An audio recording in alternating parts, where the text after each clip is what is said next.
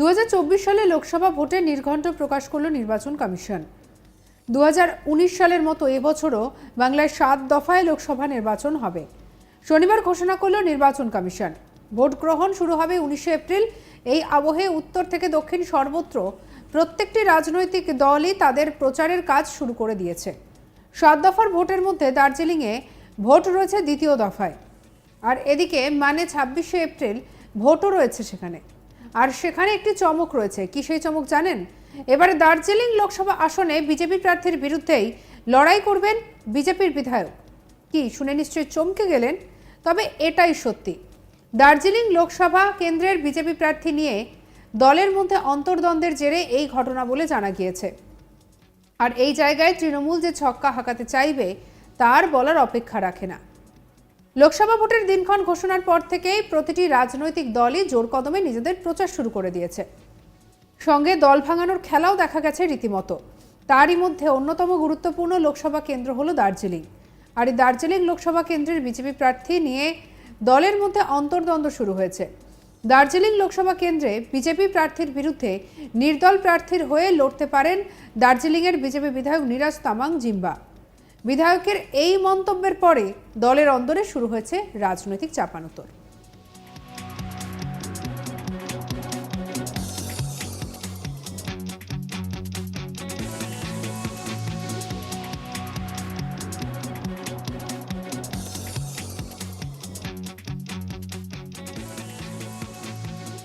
শনিবার শিলিগুড়িতে সংবাদ মাধ্যমের মুখোমুখি হয়ে বলেন, বর্তমান দার্জিলিংয়ের বিজেপি সাংসদ রাজু বিস্তা আসন্ন লোকসভা নির্বাচনে টিকিট না পেলে বিজেপি প্রার্থীর বিরুদ্ধে নির্দল প্রার্থী হিসেবে প্রতিদ্বন্দ্বিতা করবেন তিনি।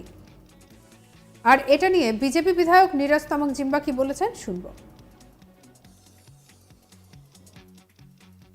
राजू बिस्तर जी को टिकट नहीं देगा अगर सेंट्रल लीडरशिप बीजेपी, तो मैंने एक ऐलान लिया है बहुत परख से सोचने के बाद कि हम भी खुद निर्दलीय प्रार्थी के रूप में इसका प्रोटेस्ट में हम अपना उम्मीदवारी दखल करेंगे।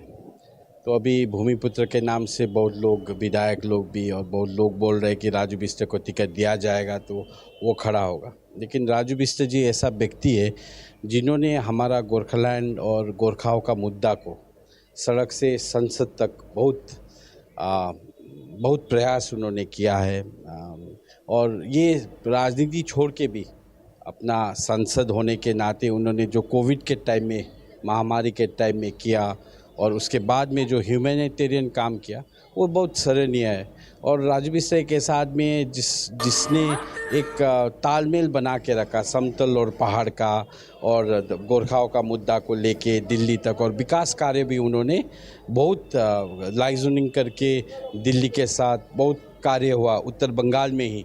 तो इसलिए एक अलाय होने के नाता से भी और एक विधायक होने के नाता से भी हमारा धर्म बनता है कि राजू जी का सपोर्ट में, उनका टिकट का सपोर्ट में हम आगे आए। और अगर उनको टिकट नहीं होता, कोई षड्यंत्र के तरह या कोई बीजेपी सेंट्रल लीडरशिप का ऐसा सोच हो सकता है, अगर उनको नहीं दिया जाएगा तो हम खुद एक independent under for protesting the decision of the central leadership मैं खुद निर्वाचन में खड़ा रहूँगा। नहीं, अभी ये राजनीति है, माहौल है, राजनीति में कुछ भी हो सकता है। सुनने में आता है, आप लोग ही सुनाते हैं हम लोग को। दो जन का नाम हो रहा है, कभी अप डाउन, और इतना डिले होने का कारण नहीं था। फर्स्ट लिस्ट में ही आना चाहिए था। राजू बिस्तर का most performing MP in West Bengal, one of the most performing MPs in India, और बीजेपी के लिए भी बहुत काम किया, ऑर्गेनाइजेशन के लिए, और एज अ विधायक, एज अ पार्लियामेंटेरियन भी उनका ट्रैक रिकॉर्ड अच्छा है।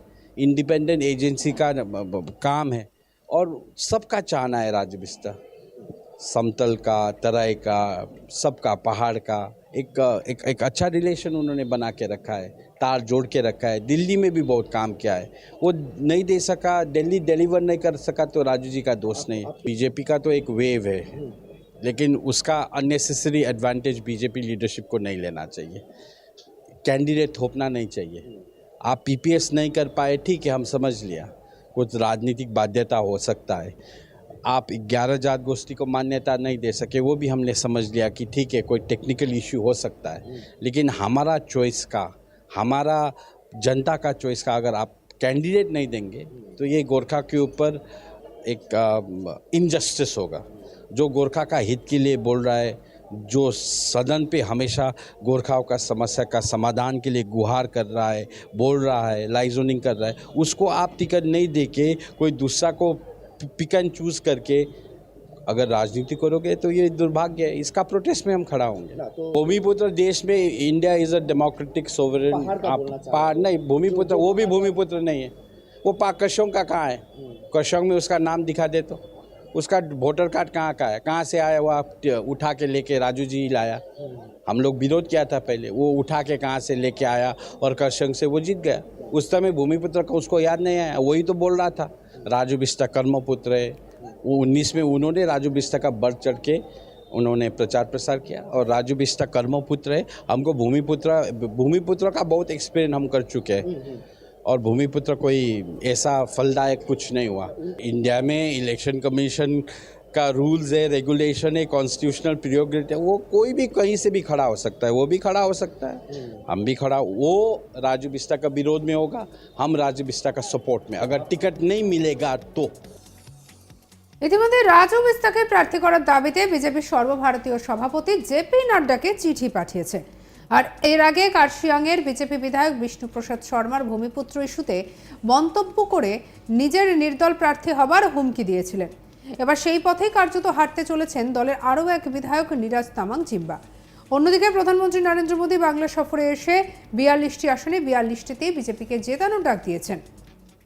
অন্যদিকে দেশের স্বরাষ্ট্রমন্ত্রী অমিত শাহ আবার 35টি আসন পাওয়ার দাবি জানিয়েছেন। আর তারই মধ্যে কার্শিয়াংয়ের বিধায়ক শিবপ্রসাদ শর্মার পর দার্জিলিংয়ের বিধায়কের এই মন্তব্যে কার্যত অস্বস্তিতে পড়েছে গেরুয়া শিবির।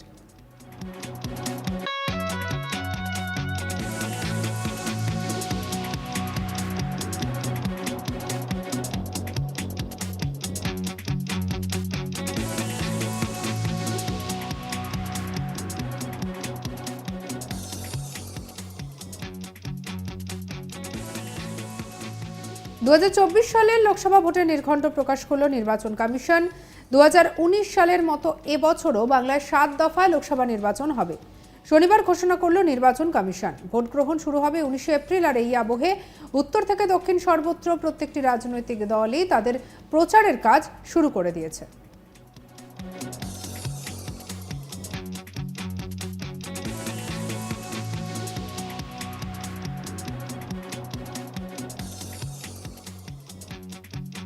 সঙ্গে রাখুন আজ তাক বাংলাকে অন্যান্য খবরের জন্য সাবস্ক্রাইব করে নিন।